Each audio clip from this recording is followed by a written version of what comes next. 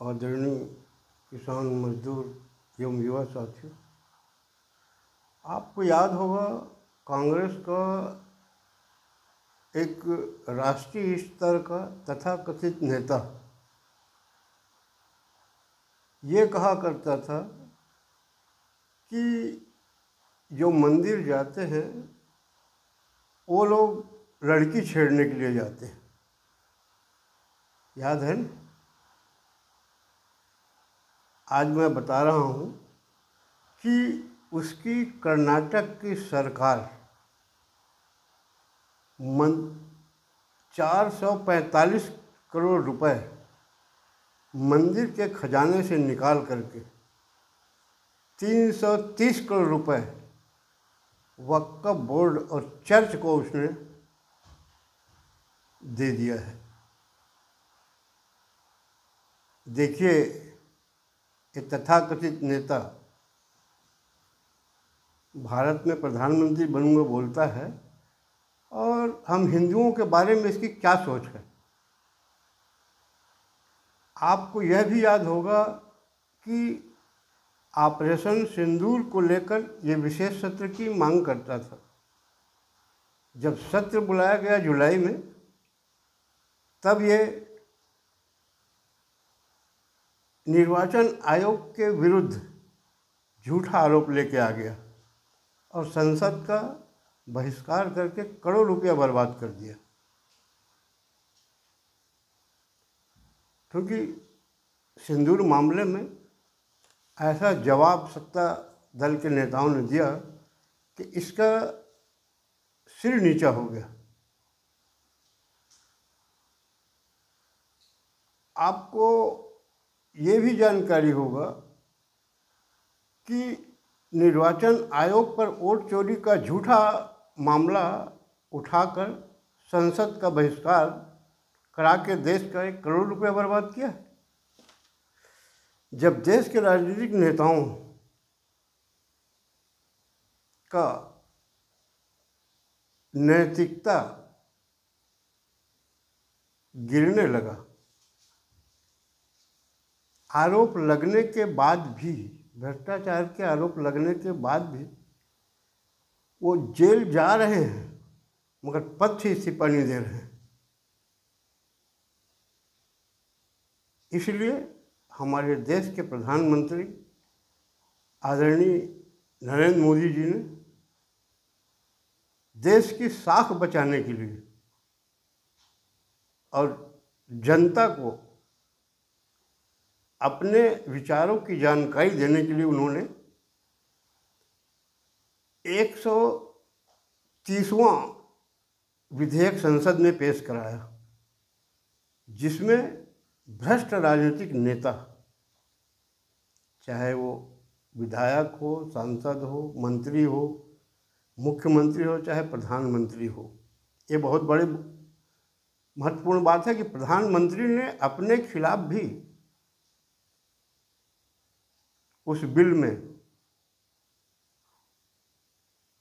अपने आप को भी उसने शामिल कर लिया है कि अगर प्रधानमंत्री भी भ्रष्टाचार के आरोप में 30 दिन तक अगर जेल में बंद रहता है, 31वां दिन उसकी सदस्यता समाप्त हो जाएगी।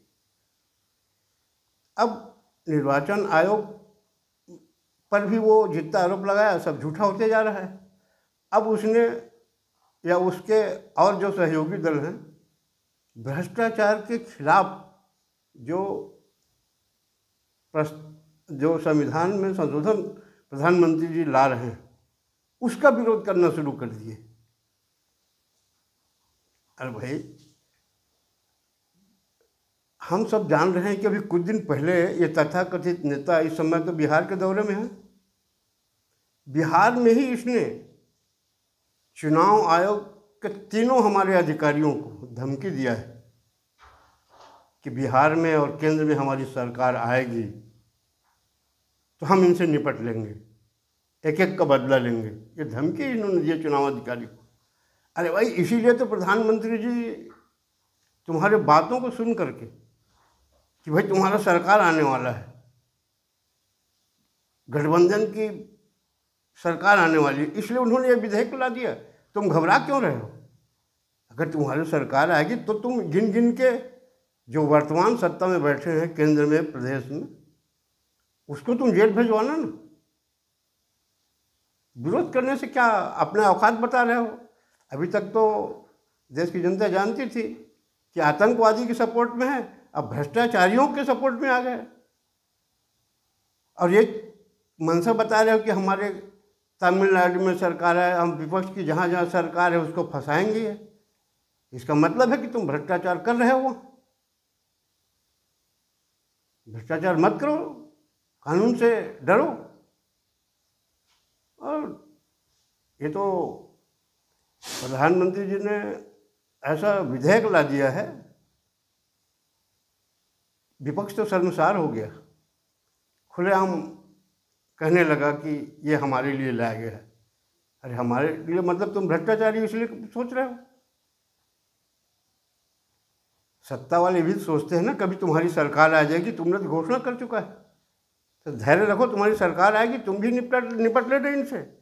और झूठा बरगलाने का देश की जनता को कोशिश मत करो, देश की जनता सब समझ गई है।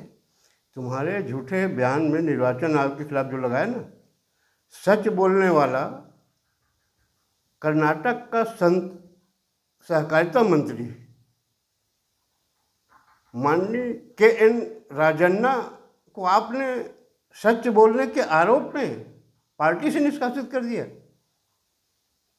यह तुम्हारी नीयत है। और मोदी जी पर आरोप लगा रहे हो कि ये नहीं लाना चाहिए। क्यों नहीं लाएगा? उसकी नीयत साफ है। अरे अभी मान लो अभी मोदी जी हैं, योगी जी हैं, अभी लंबा समय के बाद कभी न कभी तुम्हारा शासन आएगा, उस दिन उपयोग करना ना भाई। इसलिए कानून तुम्हारी सहूलियत के लिए मोदी जी बना रहे हैं, इसका विरोध मत करो। अब विरोध करोगे तो फिर संसद में तो पास होगा, राज्यसभा में पास होगा। तुम्हारा विरोध करने से कुछ नहीं होगा। तुम्हारी नीयत दिख रहा है विपक्ष क्या चाहता है कि हमको भ्रष्टाचार करने दिया जाए। आपने देखा होगा कि कुछ दिनों पूर्व हमारे छत्तीसगढ़ के कुछ कांग्रेस के नेताओं ने भी रायपुर में पत्रकार वार्ता आयोजित करके निर्वाचन अधिकारियों पर झूठा आरोप लगाया है। प्रदेश की जनता इन नेताओं से पूछना चाहती है, जानना चाहती है कि क्या मतदान के समय तुम्हारा कोई अभिकर्ता या एजेंट मतदान केंद्र में था कि नहीं? जब गिनती हुआ वहाँ कोई था कि नहीं? उस समय ये तुम्हारे लोग क्या कर रहे थे? इन्होंने भी तो देखा होगा ना। आज तक कोई चोरी हुआ होता, कोई गड़बड़ी हुआ होता तो वो एजेंट जो है तत्काल शिकायत करता है।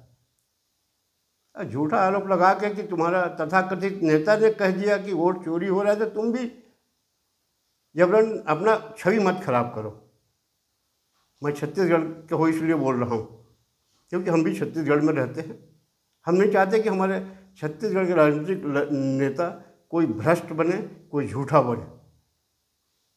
सच के लिए लड़ाई लड़ो। अंत में किसान मजदूर साथियों, मैं अपने प्रदेश के उन भाजपा के संगठन के नेताओं को और मुख्यमंत्री जी को बधाई देना चाहता हूँ कि जिन्होंने संगठन में और सत्ता में नए चेहरों को सामने लाया है। इसमें सबसे ज़्यादा दुखी एक असली छत्तीसगढ़िया मुख्यमंत्री और उसके कुछ सहयोगी लोग हो रहे हैं। उसका एक कारण है कि जब 4.5 साल तक इनका राज चला ना, तो भाजपा के जो कट्टर दिग्गज हैं, इन्होंने छत्तीसगढ़ को लूटने का इनको मौका दे दिया था। इसलिए ज़्यादा दुखी है कि हमारा जो फिक्सिंग था वो उखड़ गया, हम कैसे करें। ये कोई वो उनके पद जाने से दुख नहीं है। दुख इनको ये है कि मान लो कभी हमारा सत्ता आएगा तो हमारे जो फिक्सिंग लोग थे वो चले गए, उनको किनारे किया जा रहा है। अरे भाई तुम ही बता रहे हो कांग्रेस के 2 लोग तुम्हारे मंत्रिमंडल में लिए गए हैं। ये तो तुम्हारे आदमी, तुम्हारा तो सुनेंगे ना ये लोग। तुमसे खुश होकर के वो लोग भाजपा में गए। किसान मजदूर साथियों, मैं आपको बता दूं, आपको भी याद होगा कि चुनाव के पहले मैंने देश के प्रधानमंत्री नरेंद्र मोदी से मांग किया था कि मोदी जी, संगठन और सत्ता में ऐसे नए लोगों को लाइए जो आपकी इच्छा के अनुरूप चल सके, आप जो चाह रहे हैं वो कर सके। वर्तमान में जो कट्टर दिग्गज हैं अपनी कुर्सी जरूर बचा लेते हैं, मगर लूट खसोट के मामले में सत्ता को नहीं बचा पाते। इसलिए मैं सांत्वना देता हूं कांग्रेस के उन दुखी नेताओं को जो भाजपा के सत्ता और संगठन में फेरबदल हुआ है, नए लोगों को मौका दिया है। अफसोस न करें, अपने आचरण को सुधारिए और छत्तीसगढ़ को चारागाह मत बनाओ। इतना करके मैं अपने वाणी विराम देता हूँ। धन्यवाद। जय हिंद।